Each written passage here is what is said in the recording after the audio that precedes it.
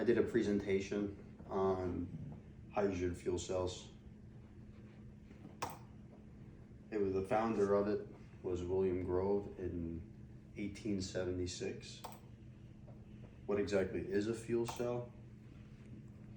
A fuel cell is an electrochemical cell that converts the chemical energy of a fuel and an oxidizing agent into electricity through a pair of redox reactions. This is the chemical formula. This is actually the chemical formula, but in reverse, and I'll explain that later.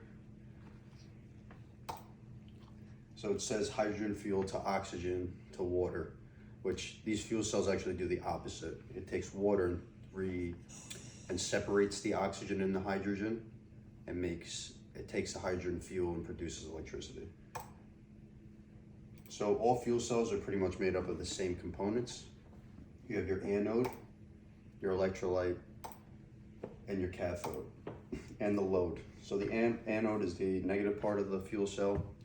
That's where the process begins. It basically starts the separation between the oxygen and the hydrogen because water is pumped through.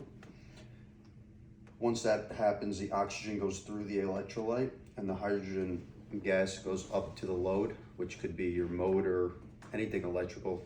I tend to go towards the car end of it, so your engines, anything electrical essentially. Then at the end of the process, in the cathode is the oxygen will meet up again with the hydrogen cells. And then when they meet up again, they produce water and water vapors, which in a car would essentially be your exhaust. So you're eliminating all the carbon monoxide and everything that the car exhaust would normally make. There's different types. They're not limited to these, but I thought I'd throw in a few different ones. You have the alkali fuel cell, the phosphoric acid fuel cell, and the PEM. So the alkali fuel cell are the ones used in space. So around, I don't remember what year it was, but we used it to go up in space in one of our spaceships to produce all the power. We don't really use it because they corrode very quickly. It needs to be in a very airtight area for us to actually use it, essentially. The ones that we use now for general use is PEM fuel cell. Those are the ones found in your cars and your vehicles. And the phosphorics they produce a lot of power. So you're talking industrial generators, and from what I was told, people are using them in countries that don't have electricity. Now it's simply, as long as you have water and you use one of these phosphoric fuel cells, you get power to cities that don't have electricity. Why are they needed?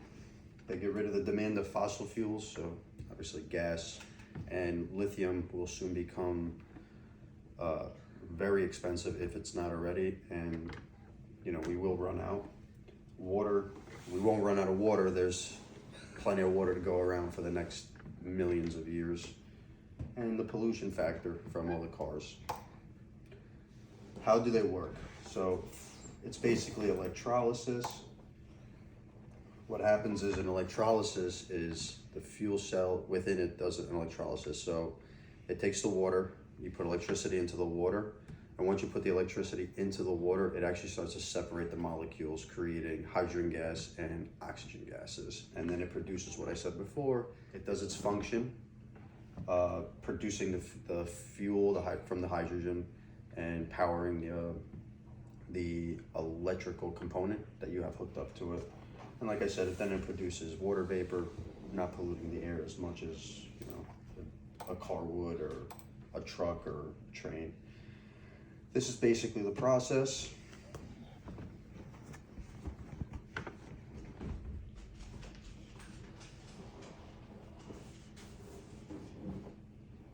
So what's happening here, and I'll explain it real quick. And the anode is pumped in, so the electrolysis is done, and now you're pumping in hydrogen into the anode. The anode separates the positive and negative molecules from the hydrogen.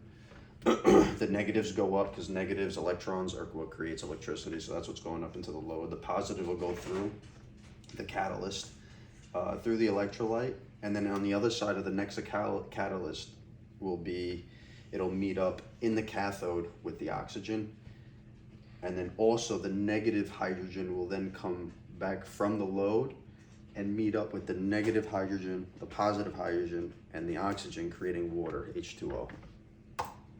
And these are all the applications that are to date. They're currently in production of many facilities producing hydrogen fuel. It's just very expensive right now because the catalyst, I think, is made out of palladium. It's just crazy expensive. That's why we don't see it as much. But we do have cars, we do have trucks, planes, trains, these generators and boats. They're all created already. They're all in use. They're just not widely produced because they are very expensive. It will be the next generation. I tend to think in terms of, right now we're in like a lithium age. The hydrogen age is gonna come. Don't know when, but the fact that there's an unlimited supply, it's bound to happen very soon. And that's it. Thank you for your time.